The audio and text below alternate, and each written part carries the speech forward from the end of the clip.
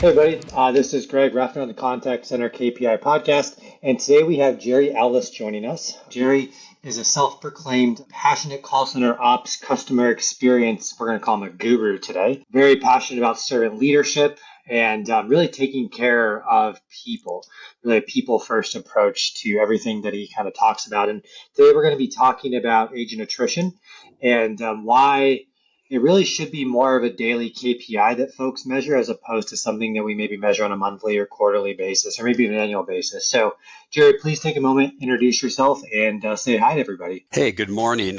Thank you for having me on, Greg. And I like that guru title. I'm going to have to update my LinkedIn profile right after this, so I think that's great. You're Uh, welcome. but really, you summed it up. Call center operations. It's all about taking care of people. I love, as a servant leader, to just jump in there and see how we can make the customer happier, the coworkers happy, and just make the process better each and every day. It's what I do, what I love to do. So again, I appreciate you having me on. So, when we were doing our prep work, Jerry, we were talking about just different ideas.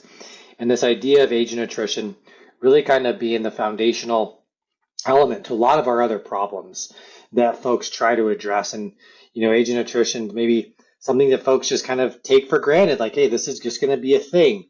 And we really kind of were like, hey, let's talk about this.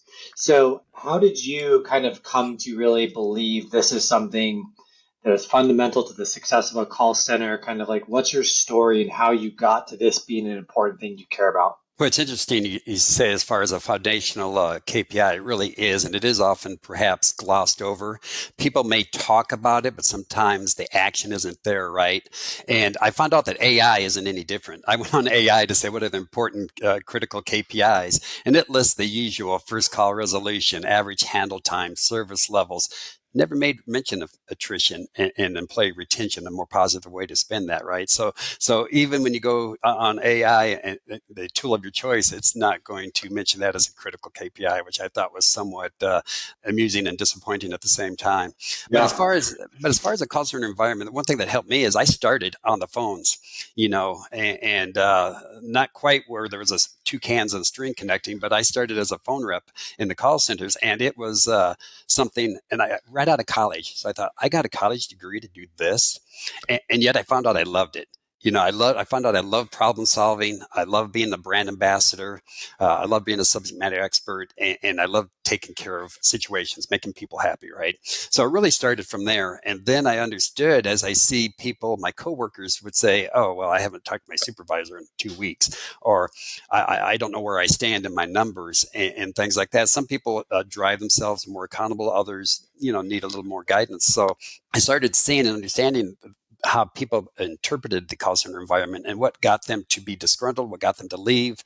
And I'm cursed by being perpetually optimistic and happy. So that didn't bother me, but it didn't mean I didn't recognize some of those roadblocks, and some of them are self-inflicted, right, that are put into the environment, especially in the call center. So it's interesting because you asked ChatGPT what are the important call center metrics, and average handle time, first call resolution, like you said, those come up. I wonder why, and I have a hypothesis on this, but I'm curious to hear your perspective, Jerry. Like, why is like agent attrition, not more focused on? Let's start there. Like, why is it such a kind of sweep it under the rug, don't focus on it type of thing? That's interesting. If I could bottle that, recipe, and a lot of that I think is just an understanding an educational process, right? If you're sitting in the executive boardroom and you're talking with your CEO or COO or whomever, how often, as an owner of the call center supporting the team, how often do I bring that up, and how often do I educate people not in the call center and what the true impact is? If we were to have something drastic happen, a cyber attack, and you had to shut down, they certainly understand the costs around that, right? So death by 1,000 pinpricks, where you lose a person, knowledge goes out the window, happens again. You happen to lose so many on this week, not so bad this week, it doesn't get their attention. So really, I think call center leaders can help in terms of understanding, helping others understand what the true impact really is. And then that full circle loop will bring back opportunities to invest more in resources, right? Whether it's knowledge base tools or whatever it may be, so that representative, that agent, feels more comfortable, more valued, more recognized, and their job feels more of a opportunity and a growth opportunity versus a pressure cooker, if that makes sense. Yeah. So I want to run something by you, Jerry. Kind of my hypothesis on this is average handle time, first call resolution. These are all things that are easy to represent on a dashboard. They're almost binary or they're objective, right? It's a hard quantifiable data point. Yes or no, it was resolved. Here's the time. There's a numerical value associated with it. Mhm. When thinking about attrition, in my mind, there's so many other factors. It's bad recruiting, the environment, it's leadership. Like you can't put a number on that, right? There's software companies out there that are trying to put a number on that, but it's not like there's so much subjectivity and just human nature involved in that it's you can't put a number on it. And so do you think a call center leader is like, hey, I can't put a number on this. I'm just gonna like not talk about it, not focus on it. A part of it is you're right. If you were to pin me down and say, in your experience in call center operation, what has been your average cost because of attrition?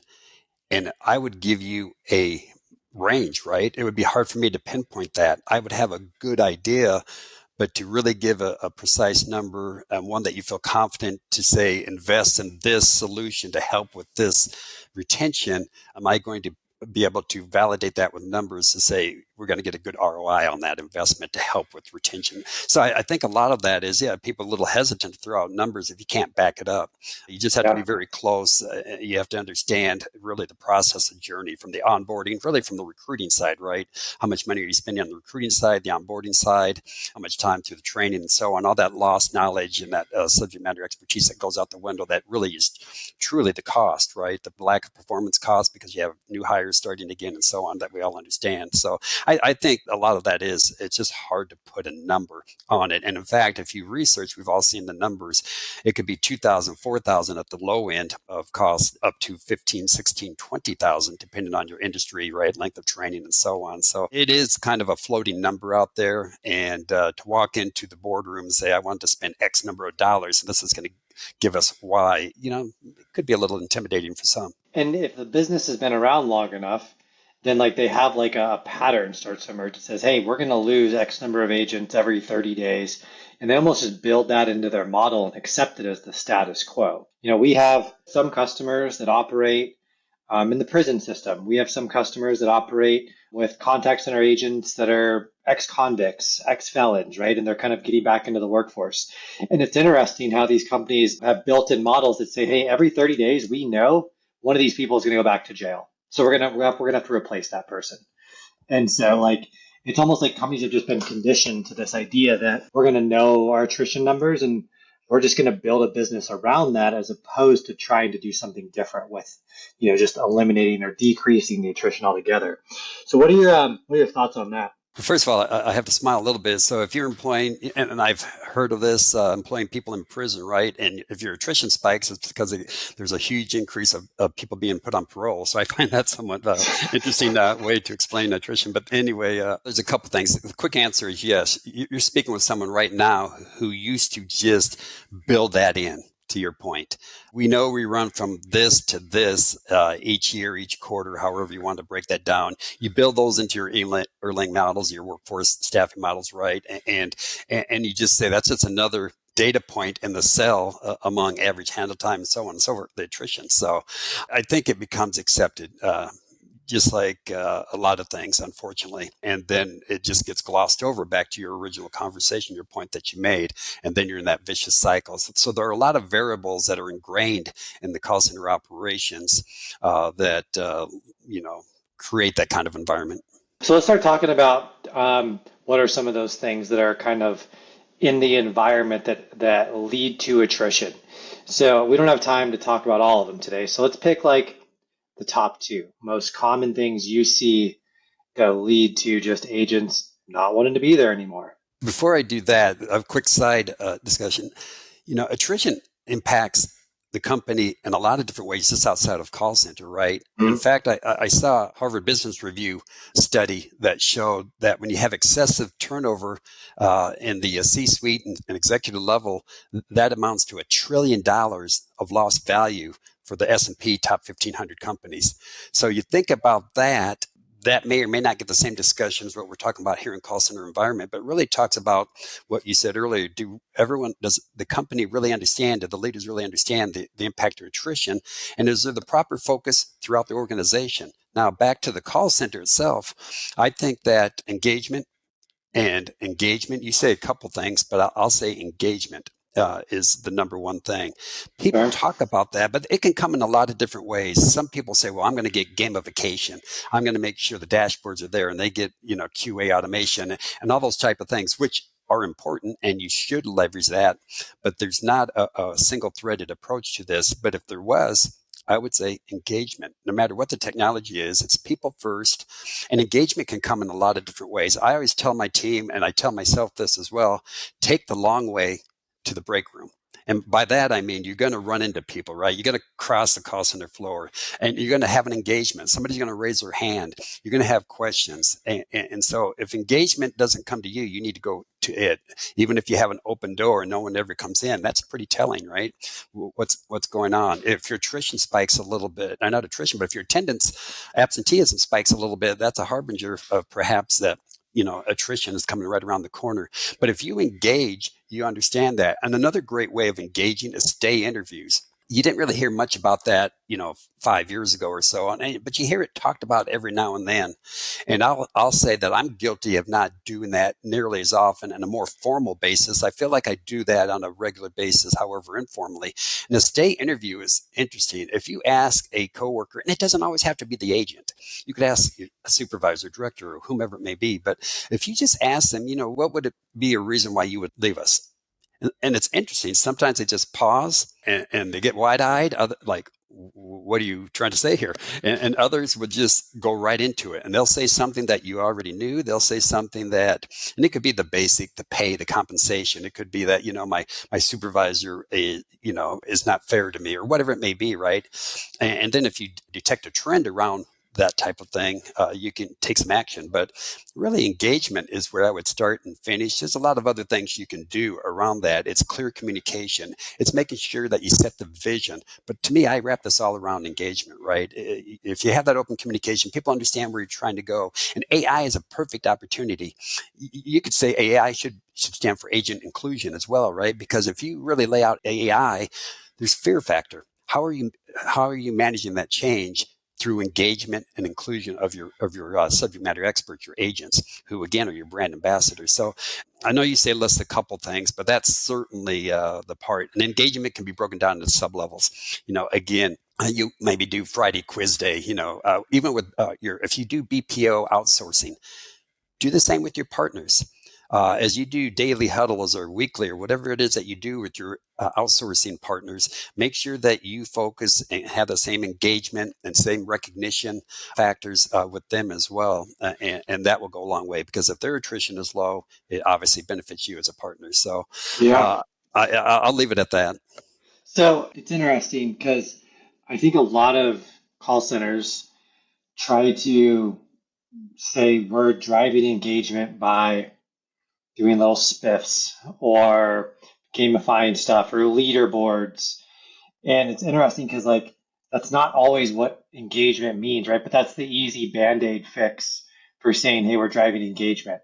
I think the hard thing to do is to get up out of your chair and go walk around and talk to people.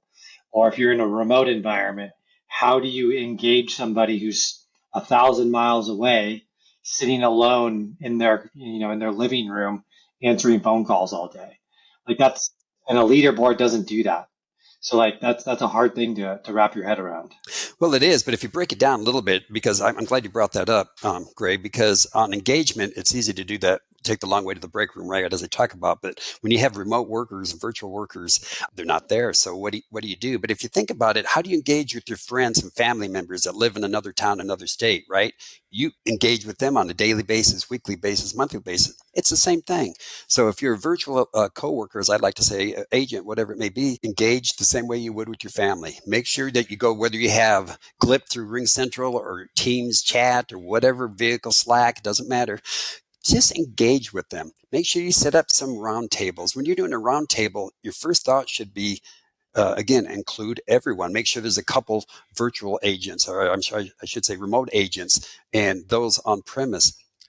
just be thoughtful. And if you're always thinking about your team and putting people first that way, you don't ignore the remote workers and you give them the same attention. You just have to do it in a different way, but it works very well, just like we are right now, right? Yeah, yeah, absolutely. So let's say my agent attrition's 50%. Like I'm losing half my call center every 6 weeks. Some of it's voluntary, some of it's involuntary, but I just can't keep people. What's like maybe the first or second thing that I should do to try to like pinpoint why? Like how do I go about diagnosing my problem I know I have now? So I've passed step one. I've acknowledged I have a problem. Now I need to start asking the questions around what do I do to fix it? What are those things I start looking at today? Hard part about me is I have to acknowledge I have a lot of problems. But to answer your question here, it really goes back to using different engagement techniques and different approaches. Think again back to that stay interview. If you do that and you start detecting trends, you're not going to be surprised as you do roundtables, as you also just look at the market, make sure that you have a good collaborative partnership with your HR team and understanding what is that. Did the local industry that you're in, all of a sudden they bumped up pay $2 an hour. I'm a firm believer that you should not be the top. You should not offer the top wage in your area. If that's what you're doing, that's a losing game in the long run. And you don't need to be. If you're in the middle of the pack, you don't want to be the lowest either. But if you're somewhere in the middle of the pack and you do all these other things that we're talking about, engagement and so on, you're going to be just fine. People don't typically lose, and I know people can argue this point, don't typically lose for just a little bit more hourly wage, right? If they're happy where they're at and they like their leader and so on. But again, I think doing the stay interviews, doing roundtables, managing by walking around that you alluded to, and doing those type of things, and just keeping your ear open to, again, the industry and the market out in your area goes a long way, especially when you have remote workers. You have to understand, and I've done that before, where I may have a call center located in say, Dallas, but I have remote workers in Atlanta. And so you have to understand really just the market and the overall market rate too. What's the unemployment rate looking like? And you had touched on the attrition rate too. There's positive attrition. We all know that, right? There's promotions, and it depends on how a company logs that. Some people may not count attrition if it's promotion internally and things like that. I think you should count everything, but there are some positive things in attrition as well if it's around career advancement and development. And that's a list of things that when you asked earlier, what's a couple things you can do? And I kind of hung my hat on engagement, which there's a lot of sub levels to that, but there's that career pathing and things like that certainly go a long way. So, final question.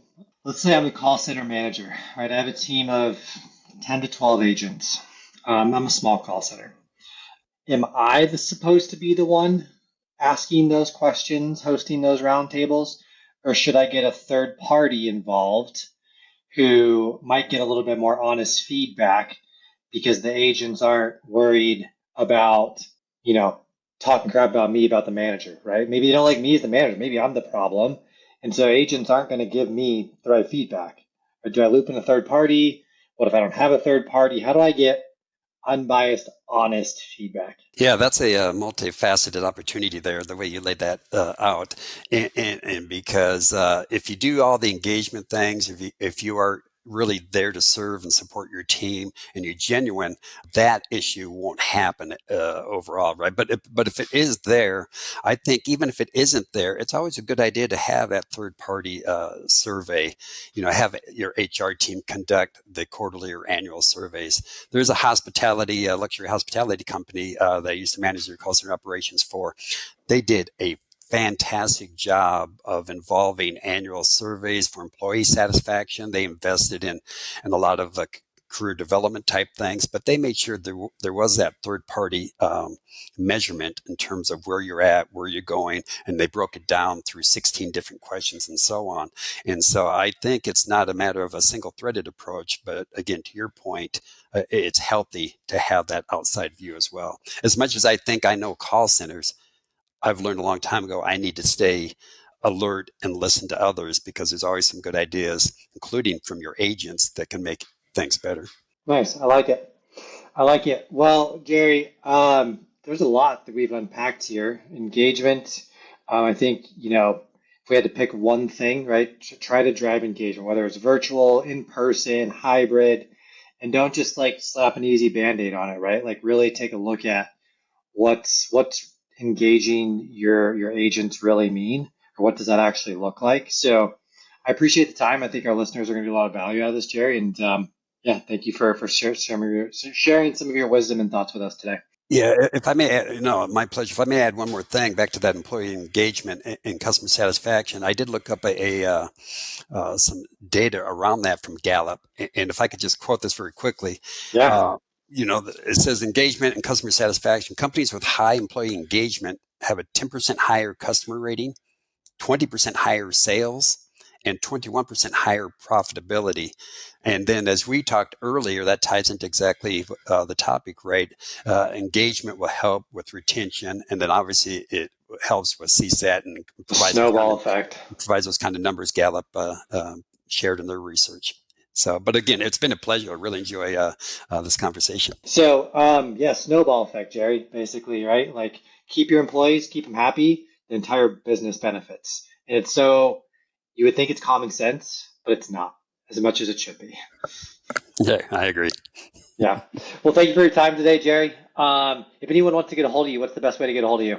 They can go through LinkedIn. Glad to connect, glad to network and talk shop, and share some ideas. That's the best way that we can make sure everyone wins. Cool. I love it. Well, thank you for your time today, and hopefully we have you on again in the future again.